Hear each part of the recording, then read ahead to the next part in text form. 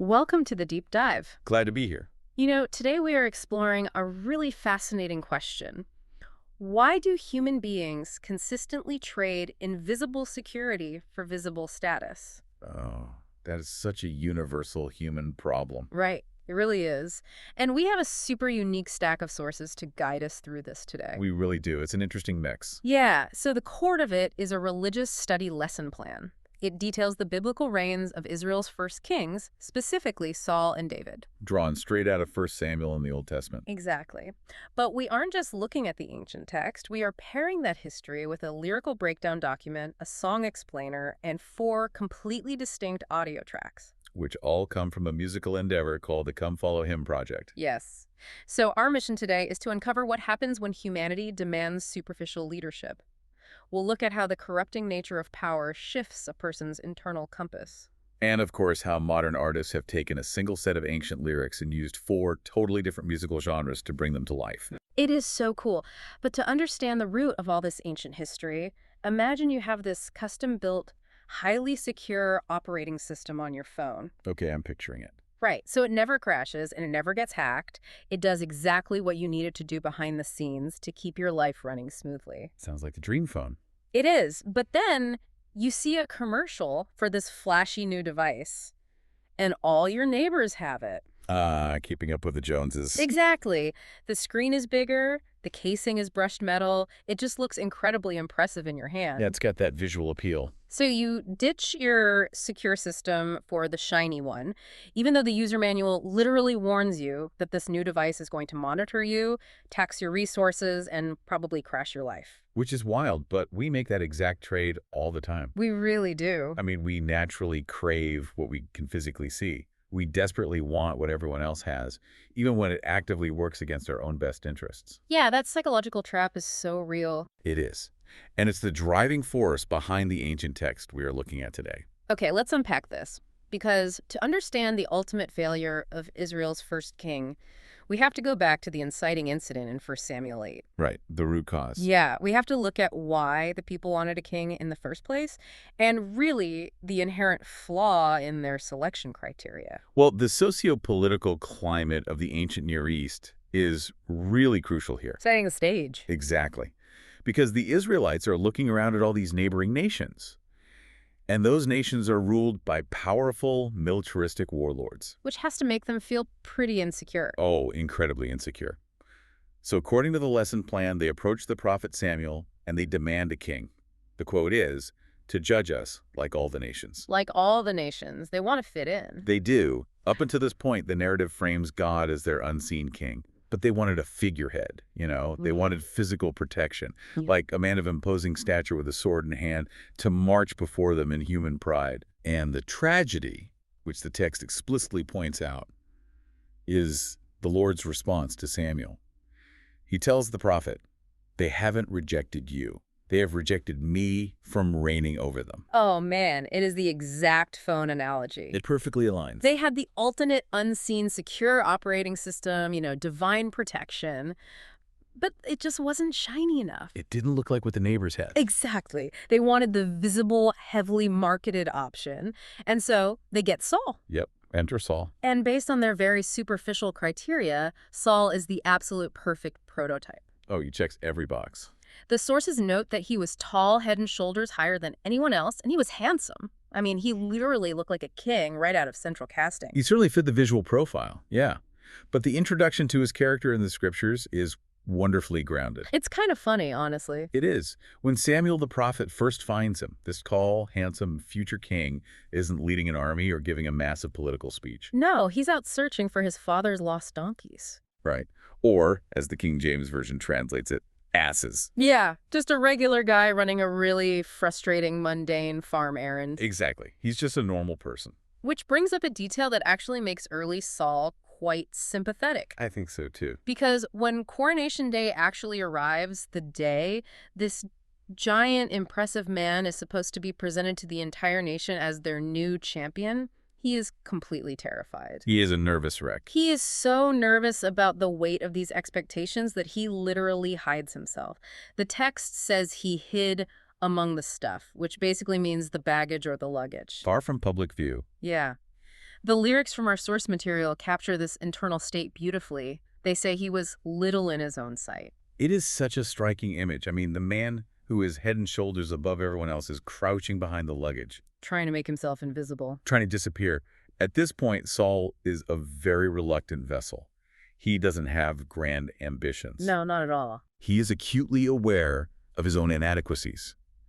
And looking at him in that moment, as the lesson plan notes, you would never guess he would later become prideful and stubbornly rebel against the very Lord who called him. Right, and that shift is exactly what we need to look at next, because the narrative pivots from his humble, almost comical beginnings behind the luggage to a devastating downfall. A really tragic trajectory. Yeah. How does a guy who doesn't even want the job become a stubborn, rebellious monarch? That is the big question. Well, looking at the sources, specifically 1 Samuel 13, I feel the need to push back a little on how harshly Saul is judged here. Oh, really? Let's hear it. What is your reading of that situation? So put yourself in Saul's shoes for a second. He's the king Huh. now, and he's facing a massive Philistine army gathering against him. A huge threat. Right. And his own troops are terrified. They're shaking with fear and starting to scatter and desert him. They're panicking. Totally. So he's waiting for the prophet Samuel to arrive to offer the burnt sacrifice before the battle.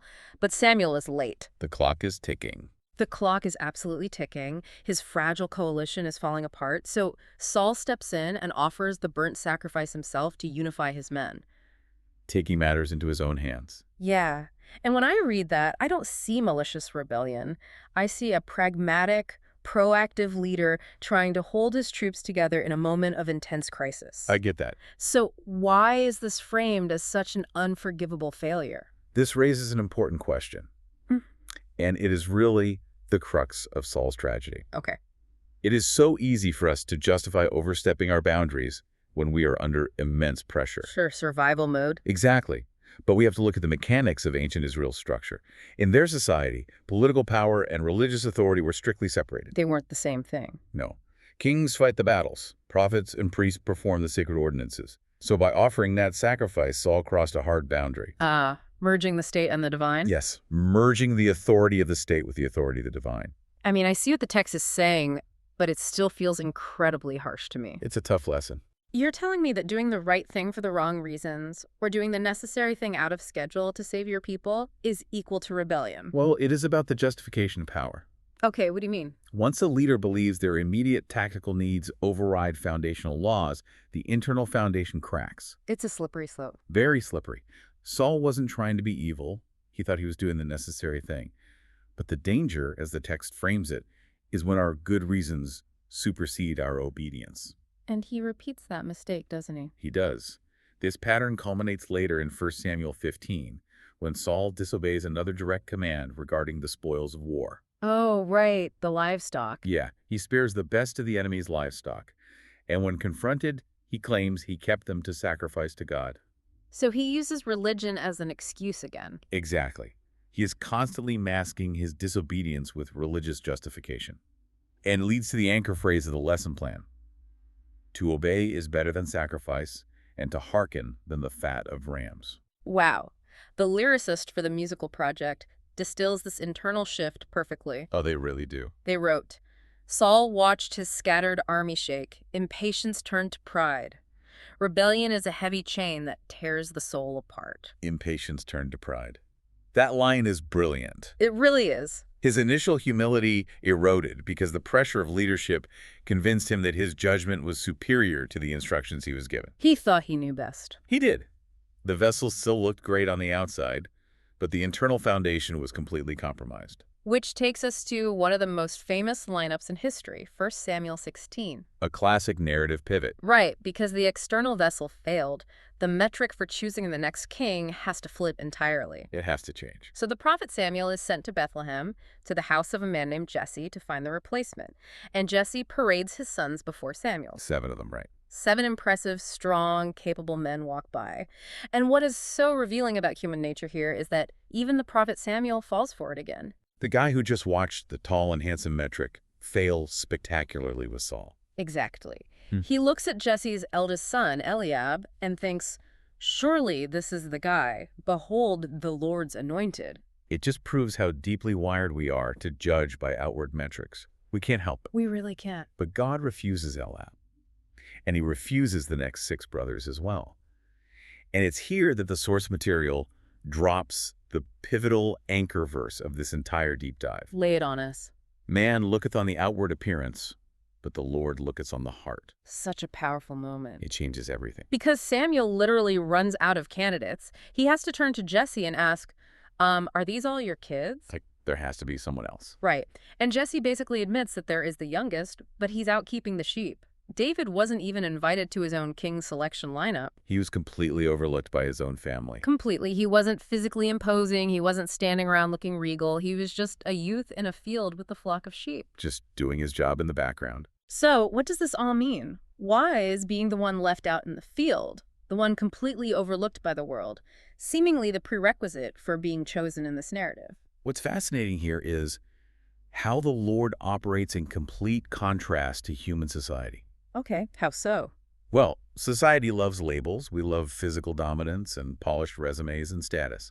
But the Lord sees past all of that. He's looking at the source code, basically. Exactly. Going back to your OS analogy, by being out in the fields, away from the politics and the posturing, David was quietly developing unseen faith. The courage that would eventually allow him to defeat a giant. Precisely. In the ancient context, the heart wasn't just about emotion. It was the seat of a person's will, their character, and their loyalty. I love that. Yeah, and in the song lyrics, David is described as having a heart God called complete. The world saw a shepherd boy in the shade, but God saw a king. It fundamentally redefines what constitutes true value. It really does. So if human nature is wired to judge by the outward appearance, how do you communicate an unseen internal shift? That is the challenge of art. Right. And in the modern era, one of the best tools we have to communicate emotion and unseen realities is music. Absolutely. Which means we have to talk about the Come Follow Him project. Because the creative constraint they use to interpret this text is fascinating. It is such a unique endeavor. We've been referencing these lyrics throughout our discussion, but the project isn't just a single song. No. The songwriter took all of these complex themes, Israel's demand for a king, Saul's tragic fall, David's overlooked heart, All of that history. and distilled them into one single set of lyrics. But then they gave those exact same lyrics to 4 different musical groups across 4 completely distinct genres. And let me tell you, that creative constraint is incredibly difficult to pull off. I can imagine. Because tempo, instrumentation, and key signatures completely alter the emotional resonance of a word. Right? The vibe totally shifts. A chord progression can take a phrase like impatience turned to pride and make it sound like a tragic lament in one version, but a chaotic battle cry in another. So let's look at how that plays out across the tracks outlined in the lyrical breakdown document. Let's do it. First, there's a version titled The Lord Looks on the Heart. This is a reverent, traditional SATB choir accompanied by a grand piano. And for those unfamiliar with the term, an SATB choir means the arrangement covers the full human vocal range. Soprano, alto, tenor, and bass. Exactly. It gives the music this massive, sweeping, cathedral-like sound. It makes the lyrics feel incredibly sacred and deeply contemplative. But then you completely flip the sonic landscape with the track called Hiding in Plain Sight. Oh, this one is so different. It really is. This one is an indie folk piece. It features gritty male vocals, a driving acoustic guitar, and really rich, tight harmonies. It has a very earthy feel. Yeah, and when you hear them sing about Saul hiding among the luggage or the boy searching for donkeys backed by that folk instrumentation, it makes Saul's failure feel grounded. It feels raw and deeply human. It brings it right down to earth. And then there is What No Eye Sees. The gospel track. Yes.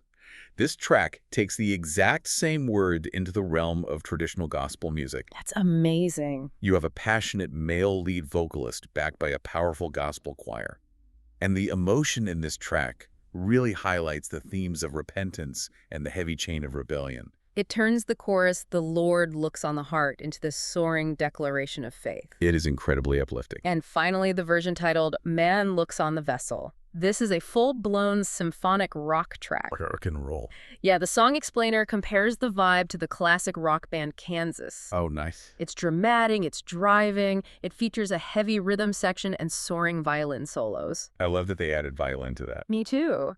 And when you put the lyrics against that backdrop, it perfectly captures the chaotic, frantic energy of a nation demanding a warlord king. Or an army shaking in fear. Exactly. 4 completely different emotional experiences, all born from the exact same text. It shows how adaptable the themes are. Though adapting ancient scriptural text into a modern singable format requires a really delicate balance. Oh, for sure. The lyrical document details how the songwriter embedded exact and near-exact phrases from the King James Version of the Bible right into the stanzas. To maintain the historical weight. Exactly. Well, here's where it gets really interesting. From a purely practical songwriting perspective, they had to make a few strategic adjustments. They couldn't use every word exactly as written. No, they couldn't.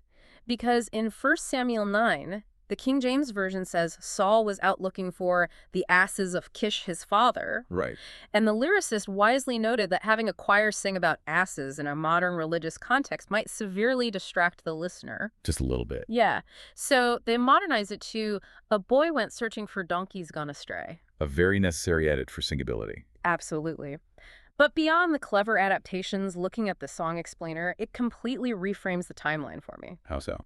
It points out that this narrative isn't just ancient history, it's a bridge to deeper themes. That's the religious context of the text, yeah. The explainer highlights 3 distinct messianic themes. For instance, the first one it brings up is the king needed. Let's look at the mechanics of that theme. Because when Israel demanded a human king in 1 Samuel 8, they were rejecting the divine system. Right. They got Saul, who failed, then they got David, who succeeded in many ways, but was still a deeply flawed human being later in his life. He made some massive mistakes. Huge mistakes. The entire arc of Israel's monarchy demonstrates the failure of human systems. It's a recurring pattern. It creates a historical and spiritual void that only the ultimate King of Kings can fill. Yeah. And the source material points out that it is through David's royal line that Jesus Christ eventually comes. So the failure of the earthly monarchy actually sets the stage for the divine one. Exactly. That is profound. The explainer also brings up the theme of the Good Shepherd, which fundamentally rewrites our understanding of what a king should be. Precisely. Because a typical worldly king, the kind Israel originally demanded, taxes the flock. Takes their resources. Right. He spends the people to build his own empire. But a shepherd bleeds for the flock. That is a very different paradigm. It's the opposite. David's pastoral origin as a keeper of sheep prefigures Christ's mission in the New Testament, where he calls himself the Good Shepherd. And the lyrics capture this transition too, right? A royal line of shepherd kings by sovereign purpose made. Yes. The profound realization is that the king Israel desperately needed to protect them turned out to be a shepherd all along. Man. And that leads right into the third messianic theme, the promise of another heart. The internal mending. Yeah, the sources explicitly point out that the Lord doesn't just have the ability to observe our internal state. He has the power to actively mend it. And that is a crucial doctrinal landing point for the lesson plan. It's where it all comes together. Because 1 Samuel 10 mentions that God actually gave Saul another heart early on in his journey. Oh, interesting. Even though Saul eventually let his pride overtake it. But that promise of a new heart expands throughout the scriptures and culminates in the New Testament. It's a recurring promise. Right. God doesn't demand that we present a flawless external vessel. He offers internal mending. And the song's final chorus hits this beautifully across all 4 genres. It says he mends the broken pieces, shapes the human heart. It's a really hopeful note to end the song on. It really is.